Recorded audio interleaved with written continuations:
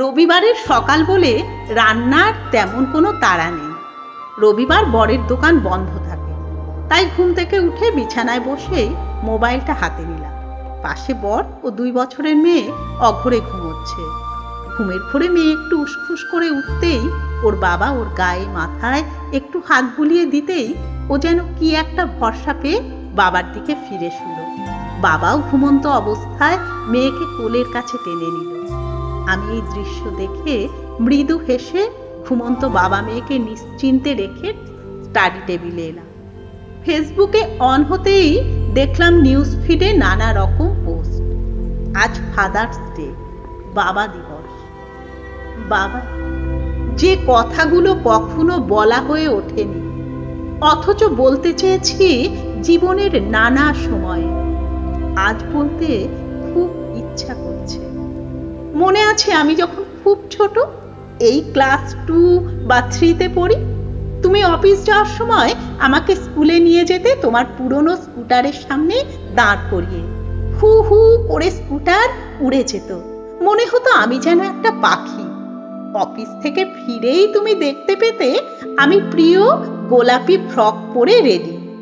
Bag রাখা মাত্রই আবদার, বাবা মাঠে নিয়ে চলো। তোমার তখন 2 চোখে ঘুম লেগে, শরীর জুড়ে সারা দিনের ধকলের ক্লান্তি। মা ধমকে বলতো, মানুষটা তেতে পুড়ে এলো, একটু বসতে দে, এত ধিঙ্গিপনা ভালো নয় তুলি। তুমি হেসে বলতে, থাক থাক, বকো না, সারাদিন মেয়েটা কাছে পায় না আমাকে, ছেলে মানুষ এটুকু আবদার তো করবেই বলো।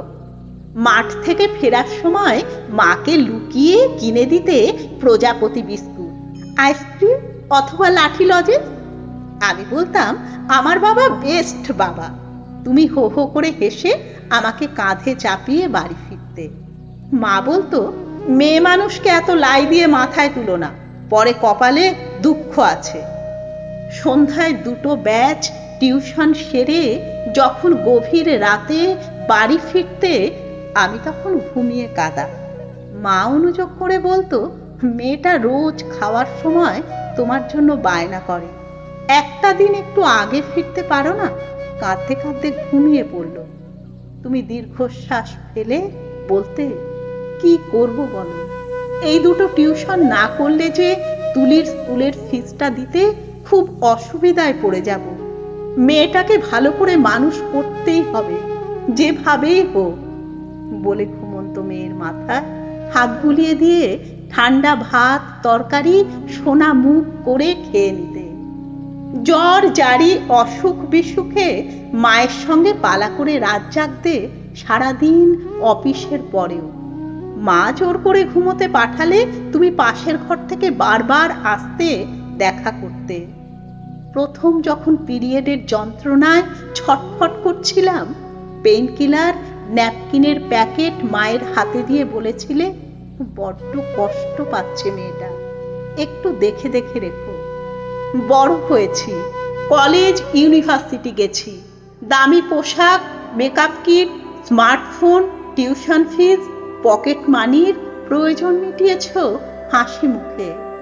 অথচ আমি জানি বাবা, সারাদিন অফিস সেরে ওই বয়সে তোমার 2টো ব্যাচ টিউশনি করতে করতে শরীর ভেঙে গিয়েছিল। নিজে রোদ ঝড় জল বৃষ্টিতে বাসে ট্রেনে যাতায়াত করেও আমাকে স্কুটি কিনে দিয়েছ। নাচ গান আবৃত্তি সব শিখিয়েছ, সাধ্যের বাইরে গিয়েও। উদয়স্ত পরিশ্রম করে সংসারের চাহিদা মিটিয়েছ, আমার আবদার পূরণ করেছ। নিয়ম মেনে বছরে 2টো করে কাছে পিঠে ট্যুর করেছ।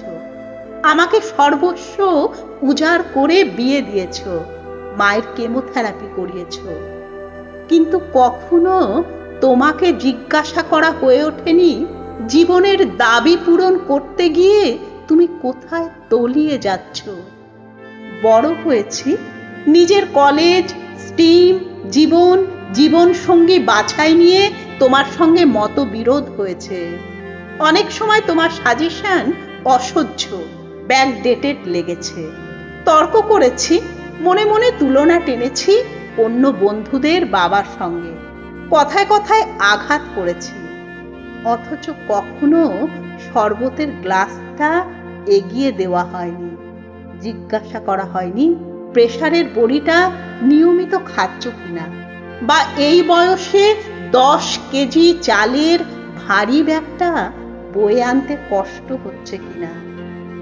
বিয়ের পর এ বাড়িতে এসে ভেবেছি আর একটা বাবা পেলাম, আমি তাকে বাবা বলেই ডাকি, তিনিও বলেন আমি তার মেয়ের মতো। কিন্তু সেই তুই তুকারিতে কোনো আন্তরিকতা পাই না তো। আমটা লিচুটা মিষ্টি হলে আমার জন্য তোলা থাকে না তো।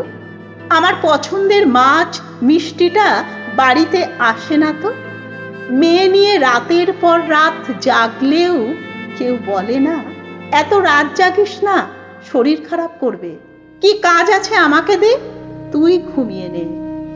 খুব গরমে মনে করে দই ডাবটা কেউ আনে না তো। একটা দিনও তো আনতে পারে বাবা, তুমি তো রোজ আনতে। তুমি বট গাছ হয়েছিলে, তাই আমরা ঝড়গুলো টের পাইনি। বিয়ে হয়ে আসার সময় তোমার কথাগুলো বড্ড মনে পড়ে আজ। তুমি বলেছিলে আর একটু পড়াশুনোটা করলে ভালো করতিস রে দিদি। মেয়েদের পায়ের তলায় মাটি শক্ত হওয়া খুব দরকার মা।